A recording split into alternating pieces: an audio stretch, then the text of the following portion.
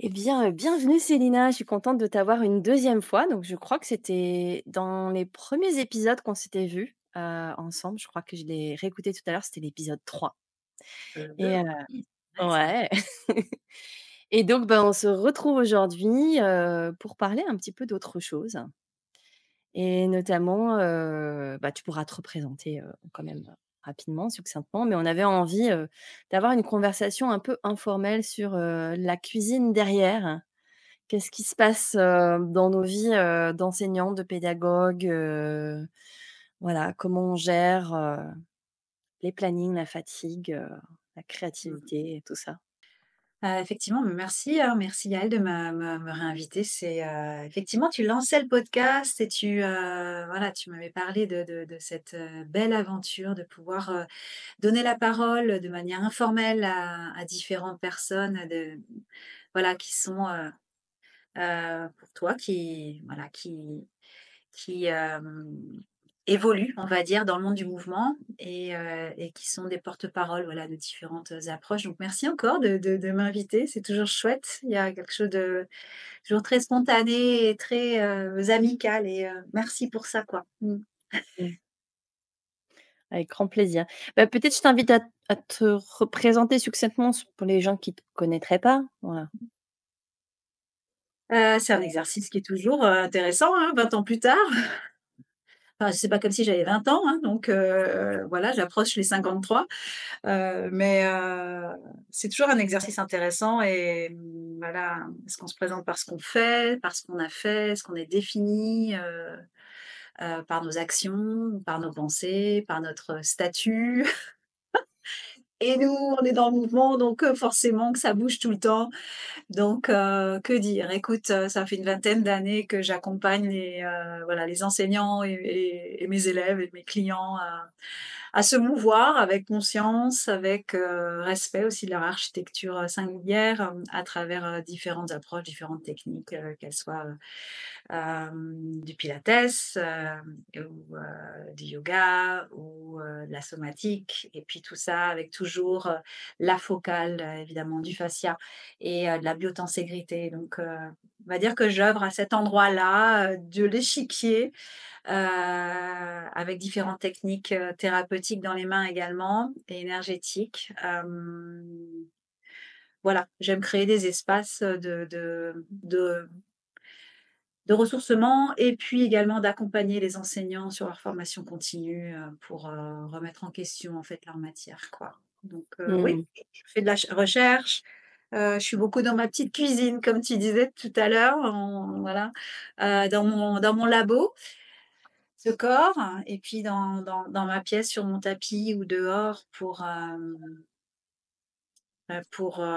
plonger toujours quoi. Plonger Mmh. toujours dans cette créature qui est, notre corps et puis, toujours affiner notre relation à qui nous sommes. C'est un peu la question, fondamentale quoi et Mmh.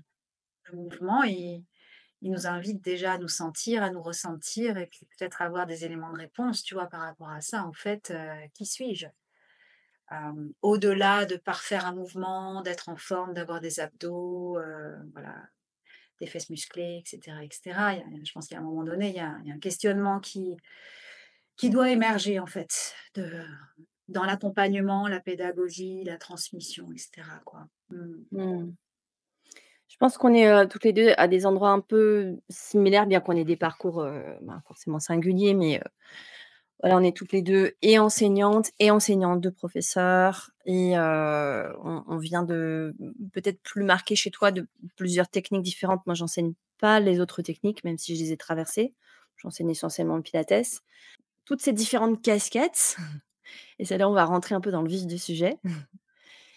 Ben, c'est un peu, moi ce que la ma perception que j'ai, c'est que pour être à cet endroit-là, il faut avoir un certain certaines compétences de multitâche et en même temps, je comprends bien que c'est quelque chose qui est un atout et qui peut être aussi une faiblesse, Mmh. dans le sens où, bien, tu as une capacité, de productivité, de créativité, de passer les choses, en fait, une idée dans ma tête à au concret. Donc ça, c'est une très grande capacité. Enfin, je trouve que c'est une voilà, c'est quelque chose de plutôt positif. Mais en même temps, on peut avoir tendance à se perdre dans cette, énergie-là, sans cesse et on en discutait un petit peu en off, voilà, de la fatigue qui peut arriver avec ça. Moi, je pense qu'en ce moment, je suis dans un état assez fatigué. Je pense que c'est la résultante d'années, je dirais même pas de mois, mais d'années, voilà, de courses effrénées comme ça. Alors, pas dans une obligation, il y a personne qui me pressionne pour ça. Alors c'est là où c'est encore plus vicieux. C'est une pression intérieure, animée par ta passion et donc comment tu le vis toi ça? Moi j'ai jeté plein de trucs. J'attrape des petites choses. Voilà, ouais, donc c'est une question qui est fondamentale, hein. C'est vrai qu'on on parle souvent de ce qui se manifeste, tu vois? De ce qui est manifesté, quel statut et posture on a, tu vois? Et nos accomplissements et cetera. Mais qu'est-ce qui se tisse en amont, quoi? Et d'où ça vient et comment ça s'articule et comment on tient l'espace aussi de nos créativités, tu vois? De tenir des écoles, créer des écoles. En mon cas, je crée des approches en fait, différentes, et alors en ce qui me concerne, j'ai une hyperactivité, qui est là, hem et je pense que, en étant petite, j'ai fait beaucoup de sport en compétition pour me canaliser, en fait. Et puis la danse, elle est restée et puis, elle m'a accrochée, et j'en ai fait mon métier et puis j'ai dansé professionnellement pendant 15 ans. Donc ça m'allait bien parce que j'étais dans le mouvement tout le temps et puis, peut-être ça m'empêchait de me ressentir, hein, d'être dans le mouvement. Oui, tu sens, tu es dans la sensation, mais, pas forcément dans l'écoute, tu vois, de l'émotion. Donc il y a une espèce de rouler-bouler qui se fait, quoi. Tu es dans le mouvement, donc ça active plus de mouvement, donc tu as plus de mouvement dans ta tête, plus et cetera et cetera. Et puis, en étant, dans le monde artistique, et puis d'être dans la créativité tout le temps, donc il y a quelque chose qui se muscle à cet endroit-là, on va Mmh. dire. Ouais. Hem, j'ai, après créé mes propres, projets chorégraphiques, ma compagnie avec Lilith Lab, hem et puis, bah, tu vois, à cet endroit-là, à un moment donné, c'était plus juste. C'est-à-dire que j'avais une créativité qui s'exprimait, des collaborations avec plein d'artistes différents et de lumière et de son et plasticiens et musiciens et cetera. Et il y a eu une grande fatigue ici, à cet endroit-là, parce que je ne pouvais plus porter ça seule. Ce qui m'intéressait, c'était l'interdisciplinarité, en fait, de ces projets, quoi. Et quand ma chargée de production m'a dit, de diffusion m'a dit: «Écoute, je ne peux plus, continuer pour des raisons personnelles», et ben, en fait, tout s'est effondré et c'est là, en fait, où mon regard a commencé à s'orienter sur le pilates, tu vois? Et donc je suis rentrée là-dedans et en fait, la mécanique s'est reproduite avec le pilates, avec le yoga, avec tenir des centres, avec ta qu'on m'a demandé d'être formatrice. Donc en fait, d'avoir cette hyperactivité dans lequel mon cerveau arrive à se brancher sur plein de prises comme une standardiste des années 50, tu sais? Je me Ouais, je vois plug l'image. plein de Excellent. trucs, et donc oui, ne quittez pas et donc hop, je branche et en fait, il y a une forme d'excitation. Mmh. C'est comme ça que je peux le lire moi, et une forme de superpuissance. Mais parce que mon cerveau fonctionne à cette vitesse-là. Donc tant qu'il y a pas de problème et puis, tu continues sur cette vitesse et puis il y a eu un moment donné, une maladie auto-immune qui s'est placée là et puis qui m'a demandé de réfléchir autrement, peut-être de ralentir, mon corps qui a collapsé, entendre ça et puis, on s'arrange bien avec sa conscience, on s'arrange bien aussi, nous qui avons une telle endurance avec la douleur, une résistance à la fatigue. En tant que danseur, on est hors norme. Ça veut pas dire que c'est bien, hein, mais ça veut Mmh. dire qu'on est aussi câblé comme ça. Câblé pour moins sentir la douleur, câblé pour, travailler beaucoup plus, câblé pour avoir multi-projets. Donc en fait, je vois que c'est vraiment le pattern de ma vie et de tenir des espaces, des studios, puis après d'en changer. puis de les fermer et puis d'ouvrir des espaces en ligne et puis de continuer mes formations, mais aussi mes clients, créer des nouvelles approches, créer mes manuels, d voyager, créer des retraites à droite, à gauche et cetera. En fait, c'est une forme aussi, d'entraînement du cerveau et là, je vois qu'avec la ménopause, depuis 2 ans, il y a quelque chose qui se en train de se détisser parce que je vois bien que Mmh. ça va trop vite. Mmh mh. Mmh. Et il y a plein de gens qui me disent: «Ben, non, non, mais continue, mais d'ailleurs, mais comment tu arrives à faire?» Je dis: «Mais je ne sais pas, en fait. C'est le Ouais, seul modèle sur lequel je suis. ouais. Je Moi, on n'en m'a souvent fait pas cette d'autre». remarque-là, genre: Mais comment tu fais pour, faire autant de choses?» Mais je sais pas, en fait, c'est la façon dont je fonctionne et j'entends que c'est une façon, c'est pas très, très sain et en tout cas, moi, je le ressens comme quelque chose à un moment donné qui a peut-être été bien pour, arriver à un certain niveau de construction professionnelle et cetera, mais qui commence à devenir un peu délétère, heu et que je trouve très difficile à déconstruire parce que très valorisé par la société. Tu vois, contrairement à quelqu'un, qui est dépressif, qui est instable, qui va avoir du mal à travailler et cetera, la personne qui travaille trop, c'est très compliqué, voilà, c'est quand même relativement valorisé, et puis, je pense que c'est même amplifié, par les réseaux sociaux maintenant.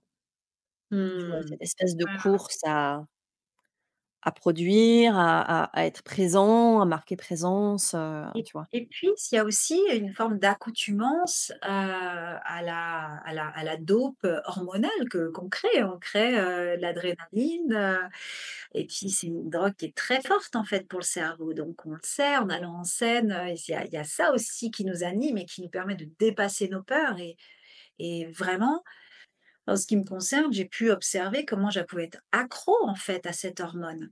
Et de déconstruire ça, tu vois? Ça a pris vachement de temps et puis aussi ça m'a permis, vu qu'on est dans la cuisine et dans les confidences, ça m'a permis aussi de comprendre, comment un trauma que j'ai eu, à 1 an et demi et où j'ai failli mourir, en fait, m'a conditionnée pour le reste de ma vie. Donc en fait, je me suis rendu compte, j'ai vécu en mode survie et donc c'est comme tu dis, hyper valorisé dans la société parce qu'on dit: «Bah, mais c'est génial tout ce que tu fais» et cetera. Ça m'a pris un temps fou, ça fait que peut-être, 3 à 4 ans que je réalise qu'en fait, je suis la marionnette de mon système nerveux qui Mmh. a, en fait, continué sur ce mode survie et qui s'est aménagé pour, ben, aussi peut-être avec mon cerveau qui est un peu multitask, qui est atypique, neuroatypique.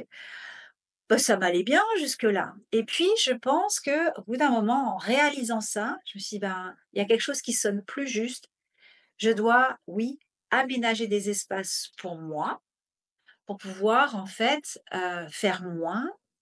C'est pour ça que j'ai lâché mes formations de 300 heures. Je me suis retirée de pas mal de choses parce que, il a fallu moi aussi que je me récupère sur une autre fréquence, un autre mode et passer en mode vie. Et je vois comment mes enseignements gagnent en qualité. Mmh mh. Ma présence est différente. Mmh. Là, je prends plus sur moi, en fait, pour dire: «OK, vas-y, performe». Puis après, tu collapses après la formation de 7 jours. Puis après, hop, tu vas revenir sur tes pattes pour la prochaine formation que tu vas donner. Donc il y a une autre vision qui est plus sur du long terme et moins, sur du one shot, tu vois? J'ai eu Mmh l'impression mh. pendant des années de courir des marathons en mode sprint. Et en me disant: «Ça va passer, ça va passer, ça va passer, ça va Et passer». ça Ça passe jusqu'à un passe certain point. jusqu'à Mmh. temps que, mon système immunitaire, collapse et ils me disent: «Bah, ça passe plus là», tu vois? Donc je suis Mmh. forcée d'arrêter. Donc je dirais que c'est une accoutumance de créer beaucoup. Maintenant, voilà, moi je reviens sur mon système depuis, quelque temps et de me dire: «OK, je crée autrement et je valorise ces créations» et comme tu dis aujourd'hui, tout le monde crée du contenu. On pense que vraiment, c'est ça qui va faire qu'on va avoir une visibilité, qu'on va avoir, de la réussite, de la renommée, de la reconnaissance et cetera. Maintenant, on n'est pas tous des créateurs et il faut être OK avec ça. On n'est pas tous des artistes. C'est pas fun de vivre dans la peau d'un artiste. Il y a beaucoup de doutes, il y a beaucoup d'incertitudes, il y a le cerveau, il est câblé différemment. Donc, je crois qu'il faut pouvoir écouter aussi sa véritable nature et se rencontrer à dire: «OK, ben, ouais, on n'est pas tous des créateurs, quoi». Mmh. Mmh. Enfin, je sais pas où toi tu te situes, par rapport à ça justement, Je me sens enfin, créatrice, ça dépend ce que tu mets dedans, j'ai jamais créé des choses très, nouvelles. Je pense que tu es beaucoup plus toi sur cette, idée-là. Hem, je pense que j'ai un esprit très synthétique. Donc je peux très bien synthétiser les informations que j'ai reçues. Comme je suis très curieuse, donc j'ai 1 million d'informations et je vais être en capacité de les capter et de les resynthétiser et du coup de les retransmettre d'une façon simple et claire. Moi, je mmh, pense que mon point de force, il est là. Bon après une fois que tu as identifié ça, c'est OK. Mais c'est intéressant, là on parle de notre cas et puis on a certainement beaucoup de personnes dans nos milieux qui sont comme ça. Mais justement, toi qui accompagnes beaucoup de professeurs, moi j'en accompagne aussi. Qu'est-ce que tu observes, cette fatigue ou cette, en fait, ouais. j'observe qu'il y a un non-dit, dans le corps enseignant. Il y a des non-dits, il y a des choses qu'on peut pas, dont on a honte aussi. La fatigue, c'est pas un truc dont on peut vraiment parler, il y a pas forcément l'écoute parce que, bah, nos clients, nos élèves nous attendent à des endroits, en fait, où on est là pour mener, pour guider, pour pointer, pour, aménager, moduler, pour pas dire, le mot corriger. Mais en fait, voilà, on nous place aussi la relation avec l'élève et le client nous place dans une situation de sachant. Tu vois? Je sais, donc je sais ce qui va être bon pour l'autre, ce qui est une énorme pression déjà, une énorme poids, donc ça, c'est aussi quelque chose à déconstruire.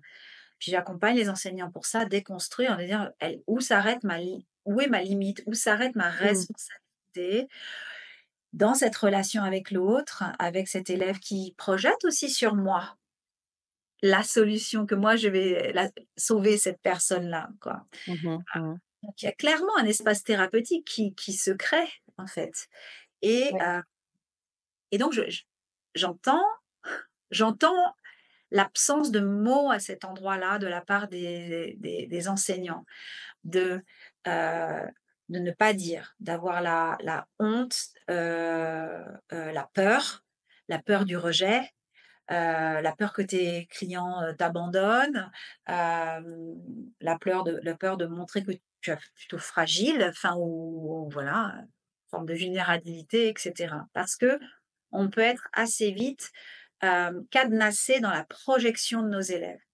Mais Mmh. à partir du moment où il y a des cercles de parole qui se créent et tout à coup la parole se libère, c'est un flot. En fait, c'est vraiment un flot. Les vannes s'ouvrent et en fait, je vois comment les enseignants disent: «J'attendais ça, mais merci quoi» Mmh et de mh. pouvoir entendre par résonance et entendre l'écho chez d'autres, tout à coup on se dit: «Mais oui, on tient tellement d'espace, des Mmh. responsabilités de location, de planning de gérer, d'administration, hem, de tenir des espaces pour des élèves qui viennent se déposer et qui ont confiance C'est en ça. nous». Quelquefois, ils arrivent eux-mêmes avec des énergies un peu compliquées à gérer et toi, tu es quand même la figure qui doit toujours être accueillante, bienveillante, souriante, voilà. Donc ça demande à repenser en fait cet espace d'enseignement Mmh et mh.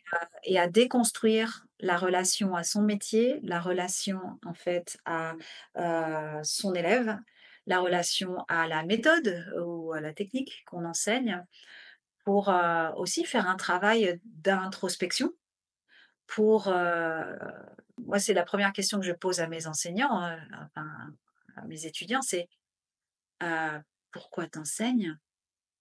Et c'est une question qu'on te pose pas quand tu commences en fait à apprendre un contenu. On passe beaucoup de temps sur le contenu, très peu de temps sur le contenant. Donc en fait, on apprend sur l'instant et c'est très, très, très, très formateur, c'est très riche. On voit bien les erreurs qu'on peut faire et puis on évolue comme ça à travers, nos enseignements, à travers nos classes, à travers, également nos élèves. Puis on peut bien voir que de plus en plus, on commence à attirer des gens qui ont des pathologies, qui ont des typicités, des trucs que tu as jamais entendus. Tout à coup, tu googles le soir pour dire: «Ouf, ça je ça je connaissais pas jusque-là». Mmh. Donc on voit qu'en fait les épaules s'élargissent. Quel moment c'est trop? How much is too much, tu vois? Mmh mh. Mmh. Quel moment je me retire, et quelles sont mes ressources pour justement prendre soin de moi, et qui prendre soin de moi quand moi je Ouais, prends soin des autres? tout à fait. Et il y a, tu parlais de il y a la notion de fatigue, tu vois, d'accueil, mais pour moi, il y a enfin, je pense qu'on est à peu près au même temps d'enseignement, ça va faire 25 ans maintenant que j'enseigne. Hem, j'ai eu très franchement, je suis passée par des phases, d'ennui et de pas avoir envie d'aller travailler. Ouais, Et ouais, tu te dis: «OK, bon, je sais que c'est une phase, faut que je la traverse. Qu'est-ce qui va me redonner le goût? Qu'est-ce qui va me redonner l'élan?» Tu vois, à un moment donné. Ou est-ce que c'est fini, fini? C'est comme une histoire d'amour qui est finie et tu passes il faut que tu quittes et tu pars faire autre chose. Mais si tu veux que ça dure, que le mariage dure, qu'est-ce que tu peux faire pour entretenir la flamme, tu vois, en fait? ouais.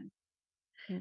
En fait, je pense que c'est habiter son l'instant présent, Mmh. et on se fait avoir. Tu vois, là, je sors, je viens de donner 6 séances individuelles et back to back. Ouais, j'ai eu 20 minutes pour manger parce que mon planning s'est fait comme ça, tu vois?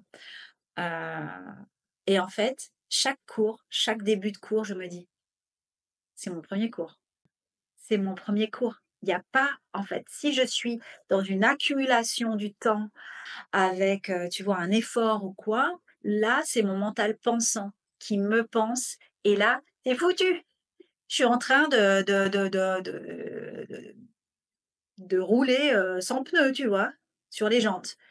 Alors que si, ben, je dois rattraper et questionner ce mental pensant en disant: «Mmh, je t'ai entendu, c'est bon. Tu sais quoi? Bah, tu t'assois à côté de moi, et moi, par contre, ben, je vais continuer à agir, et je vais aussi continuer à contenir, ben, cet élève et l'accompagner, ou ce patient, ou ce client, et l'accompagner dans ce qu'il est en train de vivre. Donc voilà, moi c'est comme ça que j'arrive à me détourner, si tu veux, dans cet ennui, ou cette fatigue, ou tout à coup un mental qui est en train de me raconter des histoires. Et je me Mmh suis mh. toujours dit: «Si j'en peux plus de mon métier, bah, j'arrête et j'ouvre, je sais pas, une crêperie». Je me Tout à suis fait. dit: «Je ne suis pas définie par mon métier». Mmh mh. Mmh. Ah moi, je me pose toujours la question, j'ai encore, globalement, je prends une vingtaine d'années à travailler par rapport au système de de retraite, actuel. Je ne sais pas si dans 20 ans, je ferai encore le même métier. Je tout est possible, en fait, tu vois? Et je pense que c'est rafraîchissant de penser que tu peux, recommencer autre chose ou faire autrement. Ouais. Mmh. Pour moi, je pense que c'est que je rattrape toujours un peu en essayant de retrouver du plaisir. Il faut que je retrouve une graine de curiosité, de plaisir, un truc à me mettre sous la dent et hop, ça peut être parti. Ça peut être juste pour le début de ce cours-là, j'ai un truc qui accroche mon attention et je vais y aller. Mais aussi quand j'ai enchaîné quelquefois quelques semaines ou quelques mois un peu où je me traînais un peu d'ennui. À un moment donné, il faut qu'il y ait une bouffée d'air frais et un intérêt et un plaisir que je retrouve vraiment, avec mon propre corps aussi, Oui, tu vois? oui, oui, et je Mmh. vois bien ça. Je vois qu'en fait, quand je m'accorde, même ne serait-ce que 5 minutes ou 20 minutes, de temps de pratique entre, mes clients, ou avant, enfin avant, après, et cetera, je suis régénérée. Je suis à nouveau nourrie par, en fait, et tu le dis, la curiosité d'accompagner l'autre à développer sa propre curiosité vis-à-vis de lui-même. Et c'est une sacrée responsabilité, je trouve, et comme tu dis, il y a une relance de cet élan-là, et qui passe par notre propre pratique. On avait dit, on n'est pas en train d'enseigner, l'informatique, on enseigne le mouvement. Donc à un moment donné, il y a une question de cohérence et d'intégrité, c'est-à-dire: «Est-ce que j'ai une pratique pour moi? Est-ce que j'ai une pratique d'introspection, interoceptive, proprioceptive, neuroceptive? Est-ce que j'ai ça pour agrandir mes espaces d'accueil et que je ne me sente pas, à l'étroit et sur un seul canal de transmission avec mes élèves? D'ailleurs, ça me fait penser au mot travail. Je sais un peu exactement l'étymologie, mais le travail, c'est un truc, quand même plutôt, qui vient de la torture, en fait. Donc on ne peut pas enfin, c'est pas notre travail, c'est autre chose. Alors Oui. c'est ce dont quoi enfin, c'est de l'endroit dont on retire nos revenus, donc dans ce sens-là, c'est notre travail. Mais il y a pour moi, il doit y avoir une notion de plaisir, forcément dedans. Et je pense que quand tu as la notion effectivement dont tu parles, le plaisir, la curiosité et cetera et quand on arrive à faire enfin, cette action de switcher eh bien, la lassitude, il y en a plus parce que ce n'est plus un travail, Mmh mh. c'est un ouvrage. Mmh. Comment j'œuvre, en Mmh fait? mh. J'œuvre, quelle est ma place dans cette société où je peux ramener de la cohérence, aux gens qui viennent me voir en me faisant confiance et œuvrer à mon endroit pour que d'autres puissent ensuite œuvrer depuis des endroits avec plus de cohérence et d'intégrité, depuis un corps qui puisse être habité, qui puisse être vécu avec plus de confort. Mmh. Tu vois? Et qui est cette reliance psychosomatique, hein, qui nous permettent de mieux nous incorporer, d'être, tout à coup, d'être plus présent à soi, d'être plus présent au monde et d'œuvrer depuis un autre endroit. Alors ça m'anime. Oui. Et là, je me dis, j'ai cet élan parce qu'en fait, c'est un élan qui est désintéressé. Ça me concerne, enfin, c'est plus pour moi en fait. C'est pour le collectif. Évidemment, je suis nourrie par le collectif. Et donc, il y a tout le temps cette rétroaction, cette boucle, en Mmh. fait, où je suis nourrie par ce qui est engendré. C'est l'idée de l'image du Taurus, tu vois. Mmh. Ouais. Mais ça me parle grandement parce que je pense qu'une des motivations que j'ai eues, à commencer à enseigner, c'était ça, à enseigner à mes élèves, de me dire voilà, je comme tu j'aime bien le mot œuvrer, j'œuvre pour qu'ils se sentent mieux dans leur corps. Du coup, eux, dans leur environnement, dans leur famille, dans leur, environnement professionnel, vont être plus alignés, donc plus à l'écoute, voilà, plus harmonieusement intégrés, voilà, dans leur environnement et je me suis dit: «Ah, le fait de travailler maintenant avec des enseignants, d'aider à former des enseignants, beh, je vais avoir une portée quelque part, encore plus importante puisqu'en formant des enseignants du cœur, comme ça, de cette manière-là et bien tu vas, encore servir plus de gens quelque part». Donc moi, c'était vraiment une de mes motivations quand j'ai commencé à transmettre, en tant que formatrice. C'était vraiment dans cette idée-là. Mmh. Alors justement, si on part sur l'idée de la formation, bon, toutes les 2 hyper actives, forcément, on fait tout le temps de la formation dans tous les sens. J'ai une copine, elle se reconnaîtra, elle m'a dit, la semaine dernière, elle m'a dit: «Arrête de faire des formations, là, prends une année pour toi, arrête, tu sais déjà beaucoup, donc stop et profite, fais un petit reset comme ça». Et parce qu'au bout d'un moment, l'intégration ne se fait plus aussi, hein, c'est ce qu'on disait. Il faut qu'on puisse digérer tout ça et ce que j'ai trouvé très intéressant dans les programmes que tu as proposés, donc le dernier programme que tu viens de sortir, que tu as appelé Sérum, qui est une, trousse à outils, c'est ça? Tu vas nous en parler un petit peu avec tes propres mots, je crois que c'est une trousse à remèdes. Eh bien, ce n'est pas une formation, hein, c'est pas une énième formation. Ouais. Ouais, une formation et c'est vrai que, ça me tenait à cœur, en fait, de compiler, une pratique que j'ai, moi, qui est personnelle et puis qui me permet d'intégrer, la notion du fascia et donc de la continuité, mais également, d'y ramener la discussion avec le muscle et la discussion avec l'os, en fait. Donc, sans nommer le mot biotenségrité, quelque part, c'était comment est-ce que je peux ramener justement cette tenségrité vivante dans mon corps, que mes fascias soient en mouvement. On sait aujourd'hui que un stretch passif est totalement délétère pour le corps. Donc, il y a besoin en fait d'avoir un tonus musculaire pour pouvoir pour que le fascia puisse changer de phase. en fait. C'est ça, shape shift. Et donc voilà, donc j'ai développé, on va dire, bah, comme tu dis, cette trousse à remède qui s'appelle sérum. Parce que c'est un sérum, pour nous les filles, on met un sérum avant la crème hydratante. Et donc ce sérum, c'est un concentré de principes actifs. Donc j'ai voulu en fait faire un concentré pour différentes parties du corps, le pied, la hanche, la cuisse, le bas du dos, etc. Donc il y a 14 vidéos, dont 3 flots pour pouvoir bah, prendre soin de soi, pour développer l'autonomie. Ça, c'est quelque chose qui m'anime, c'est soutenir l'autonomie auprès des personnes qui viennent à moi. Donc, de partager mes outils, en fait, sans rétention, pouvoir les transmettre suffisamment bien pour que tout à coup se dire, hé, c'est à toi et fais-en quelque chose. Du coup, c'est 14 vidéos qui sont courtes, hein, c'est entre 8 et 26 minutes, si j'ai bien... voilà, les flots sont un tout petit peu plus longs. Il y a un flow du matin, un flow sur les méridiens, puis un flow détente aussi. Mmh. Et sinon, effectivement, c'est une proposition qui est venue à la suite de Fascia Plus, qui n'était pas non plus une formation.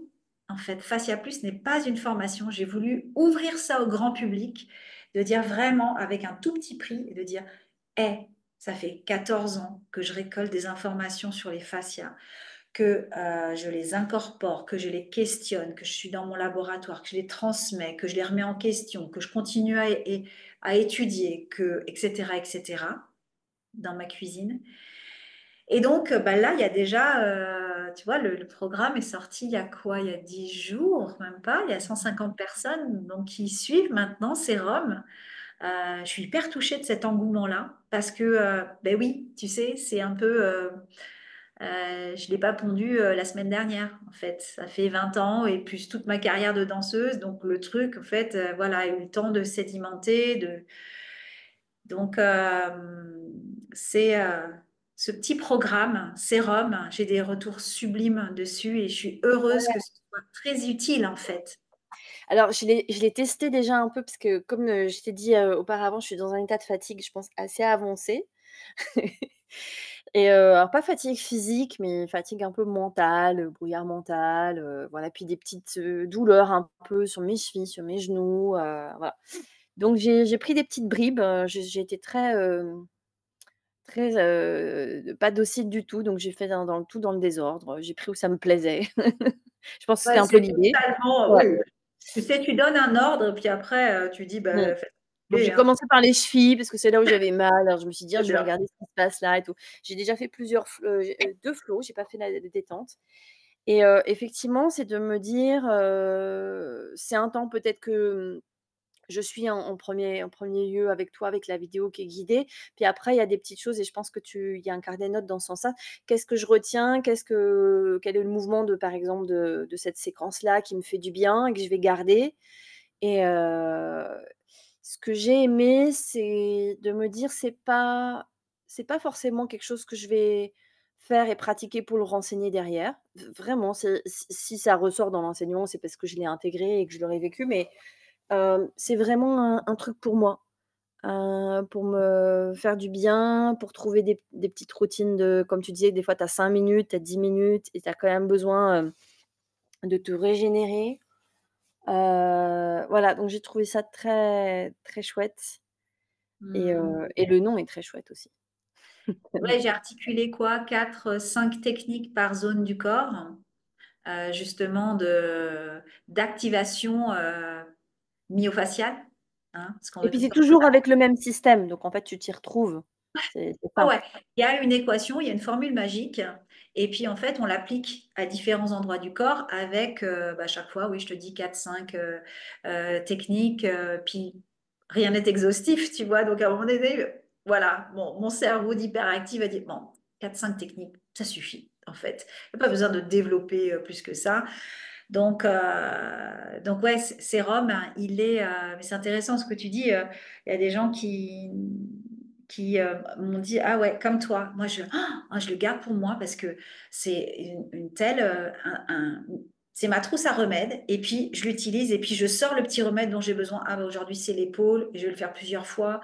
En fait, ça vient vraiment réactiver notre musculature et puis ramener de la lubrification et aussi quand on commence à avancer dans l'âge, ben tu Ouais. sais, on a une perte musculaire, on a la fonte quoi, musculaire. Donc C'est qu'est-ce exactement ce que j'allais dire. Alors moi, je pense que, en toute confidence aussi, je pense que je commence à rentrer dans la zone de la préménopause et je le sens que mes articulations, elles commencent à être un peu plus, pas vraiment douloureuses, mais tu vois, un peu plus raides. Le matin quand je me lève, pouah, les pieds par terre, c'est dur quoi, tu vois?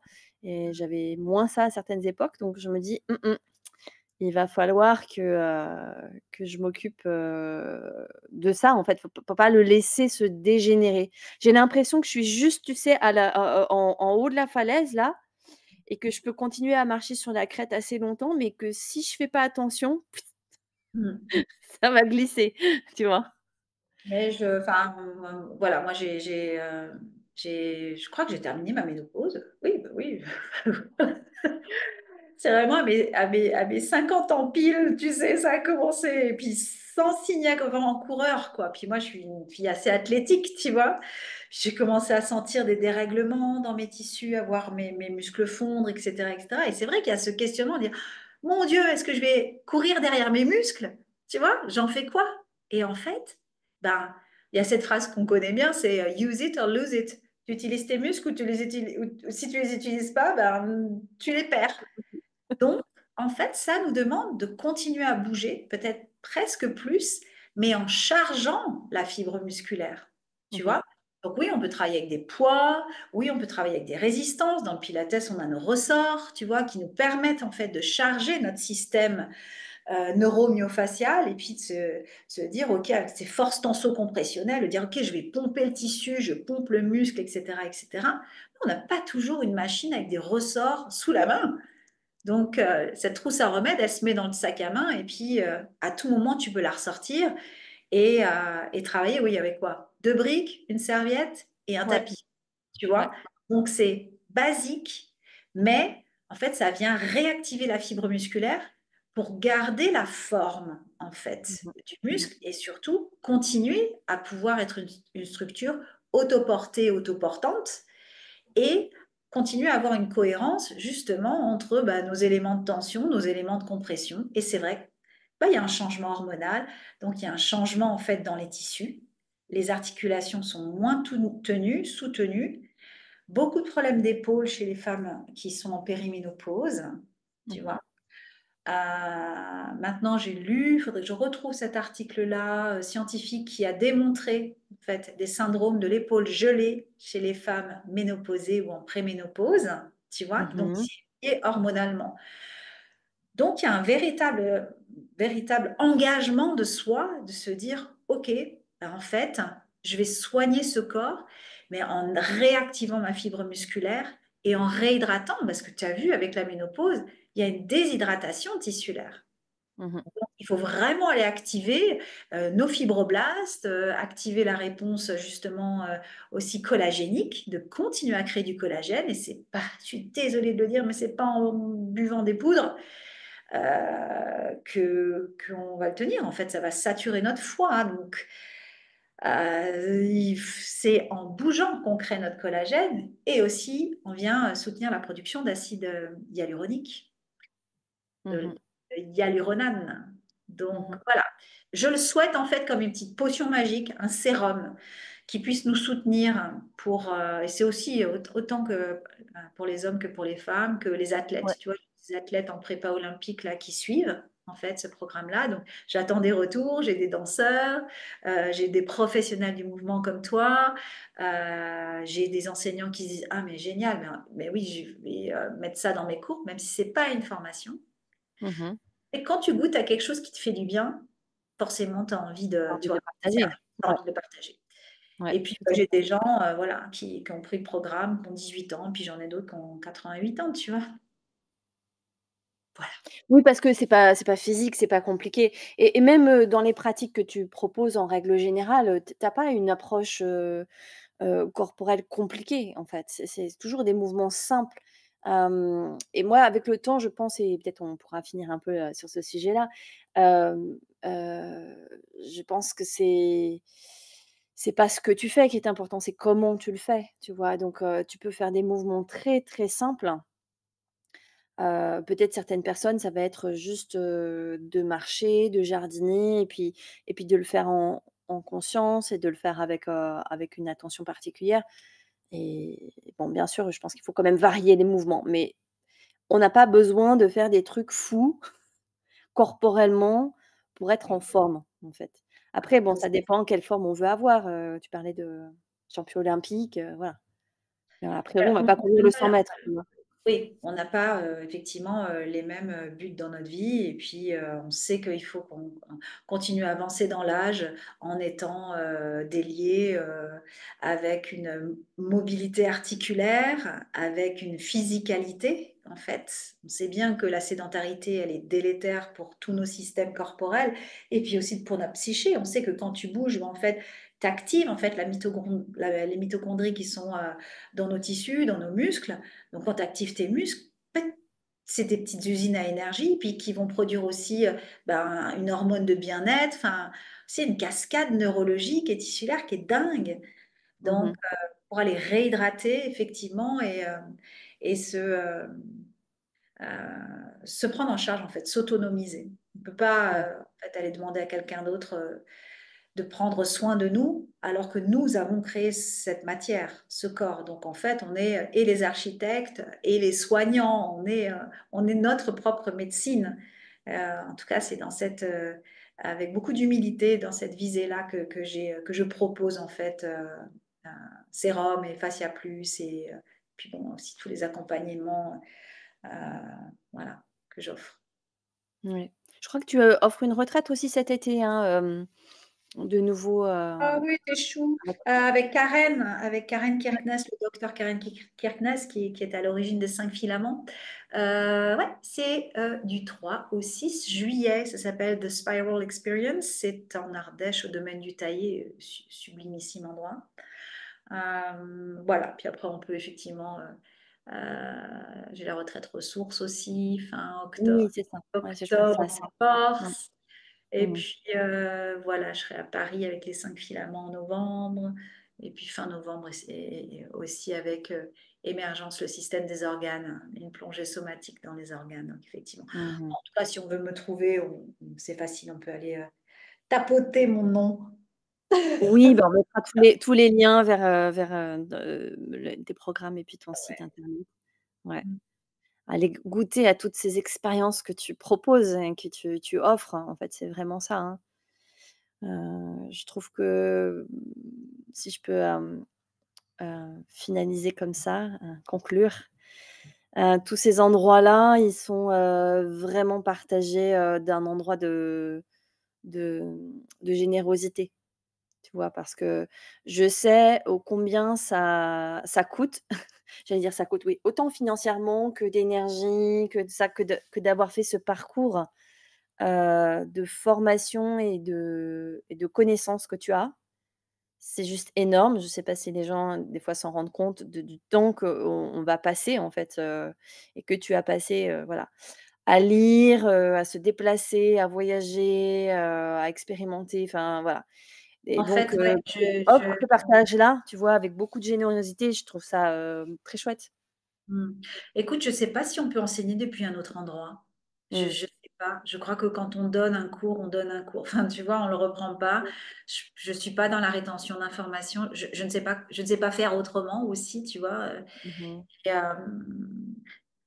moi, je réinvestis tout mon argent, tout l'argent que je gagne, je le réinvestis dans mes formations, en fait, parce que quelque part, c'est ce que je dois à mes élèves, à mes clients, à mes étudiants, de continuer en fait à être un phare pour pouvoir peut-être participer en fait à notre évolution, à notre compréhension, à notre incarnation, à notre incorporation, à notre embodiment.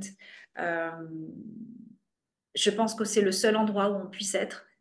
Je pense aussi que le monde a besoin que l'on développe notre propre discernement.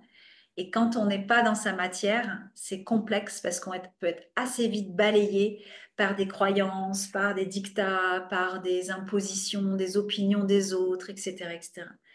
quand on réincorpore sa matière, il y a une écoute sensible qui se dépose, qui se place, et on peut commencer à cultiver le discernement. Et quand on est dans le discernement, on s'offre une liberté de penser, de bouger et de s'exprimer. Pour moi, c'est fondamental. Et pour clore aussi, je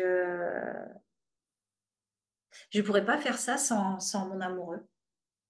C'est franchement, mais parce que Marc, il est dans l'arrière-cuisine et il fait bouillir toutes les marmites, voilà, pour s'occuper de mon enfant, pour gérer la maison, sur toutes les absences que j'ai.